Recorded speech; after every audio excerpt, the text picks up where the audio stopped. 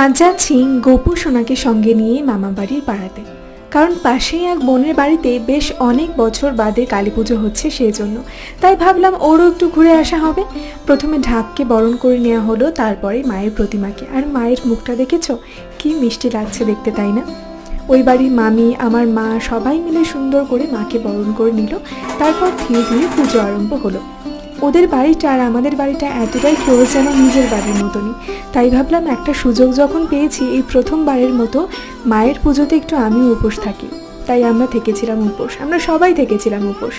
আর পুজোর দিনে ঢাকের তালে একটু নাচ হবে না তা তো হয় না, বেশ নাচ হয়েছিল, নাচানাচি করলাম, আমরা ভীষণ আনন্দ করলাম। ওদিকে আবার ভোগের আয়োজনও চলছিল। তারপরে যজ্ঞ শুরু হলো। সম্পূর্ণ পুজোটা খুবই সুষ্ঠুভাবে কমপ্লিট হয়েছিল। তারপরে অনেক রাতে আমরা সবাই মিলে ভোগ খেতে বসেছিলাম। এইভাবেই পুরো দিনটা কমপ্লিট হয়েছিল। ভালো লাগলে লাইক আর সাবস্ক্রাইব করে দিও।